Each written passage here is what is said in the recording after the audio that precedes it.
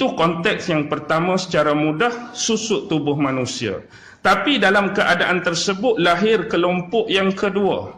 Kelompok yang kedua lebih dominan, mereka cuba menolak pandangan dan pendapat yang pertama bahawa Dajjal yang bakal datang ni bukan dalam bentuk personality, bukan sebagai manusia biasa, tetapi dia lebih kepada simbol kerosakan.